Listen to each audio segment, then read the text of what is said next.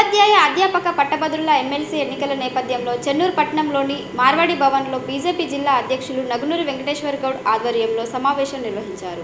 చెన్నూరు మండలానికి చెందిన పలువురు ఉపాధ్యాయ అధ్యాపక పట్టభద్రుల్ని కలిసి బీజేపీ బలపరిచిన అభ్యర్థులకు ఓటు వేయాలని కోరారు. బీజేపీ బలపరిచిన పట్టభద్రుల ఎమ్మెల్సీ అభ్యర్థి అంజిరెడ్డి చిన్నామైల్, ఉపాధ్యాయ అధ్యాపక సంఘాల ఉమ్మడి ఎమ్మెల్సీ అభ్యర్థి మల్కా కుమరయ్యకి ఓటు వేయాలని కోరారు. ఈ కార్యక్రమంలో జిల్లా బీజేపీ బీజేవైఎం శ్రేణులు పాల్గొన్నారు.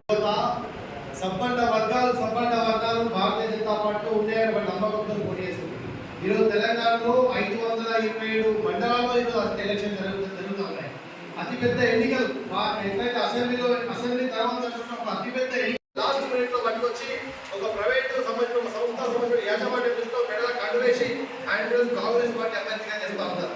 కానీ ఆయన ఏం చెప్తుంటే నాకు అధికారం ఇస్తే నేను ప్రశ్నించే గొంతు అయిందా అని చెప్తాను. ఇట్లా ప్రశ్నించే గొంతు అయితే నువ్వు అధికార పార్టీలో ఉంటావు కదా.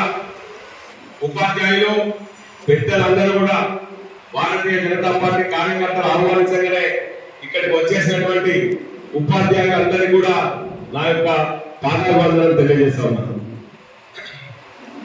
సోదరులారా, భారతీయ జనతా పార్టీ అభ్యర్థి ఈరోజు చెన్నమల్ల అంజిరెడ్డి గారు ఒకవైపు, టీచర్ల వైపేమో మల్కా కుమరయ్య గారు, ఇద్దరు కూడా రంగంలో ఉన్నటువంటి విషయం మీ అందరికీ తెలిసింది. చాలా మంది అభ్యర్థులు 5-6 నెలల ముందు నుంచే ప్రైవేట్ ఫోర్సును రంగంలోకి దింపి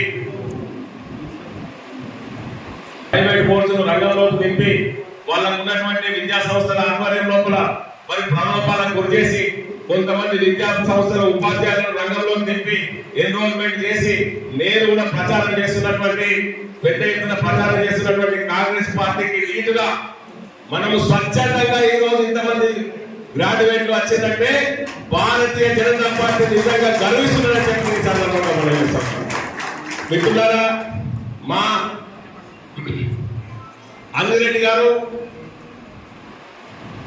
అభ్యర్థిగా పోటీ చేసినటువంటి నిశ్చయమైన తర్వాత అప్పటి వరకు మరి రఘునాథ్ గారు ఎంతో కష్టపడి మా యొక్క ప్రతి యొక్క నియోజకవర్గం లోపల 30,000 ఓట్లు ఎన్రోల్ చేసినటువంటి మా గొప్ప నాయకుడు మా యొక్క రఘునాథ్ గారు.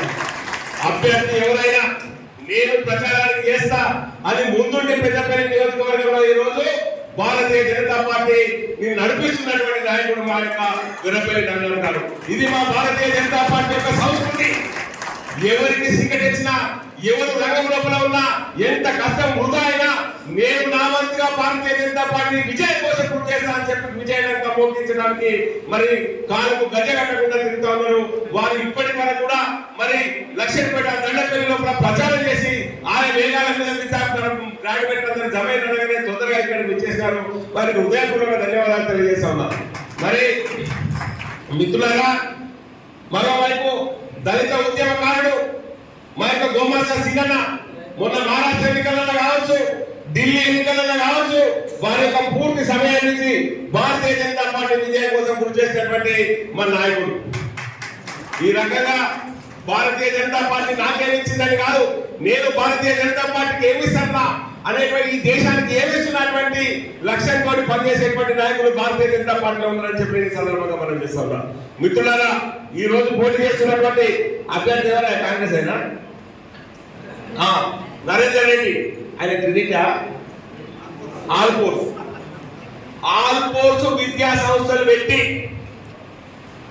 ఈ యొక్క తెలంగాణ కరీంనగర్ పరిసర ప్రాంతాల లోపల ఏ పిల్లగానికన్నా 10 రూపాయల యొక్క రాయితీ కూడా ఒక్కసారి కూడా ఇచ్చినటువంటి పాపనం అనేది. ఇక మా యొక్క గట్టిక క్రాంతి కుమార్ అని మా యొక్క ఆదిలాబాద్ జిల్లా లీడర్ ఒక పోస్ట్ పెట్టిండు. ఏం పెట్టిండయా అంటే, ఆయన పిల్లలను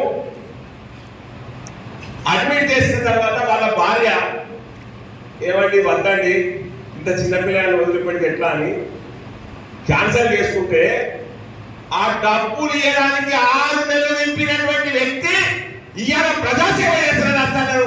ఇది ఎంత సిగ్గుసేవ మనం ఒక్కసారి అర్థం చేసుకోవాలని చెప్పి ఈ సందర్భంగా మనం చేస్తూ ఉన్నాం. మరి మీ అందరికి తెలుసు, ఇంతకుముందు టీడీపీ అధినేత మనోహర్ రెడ్డి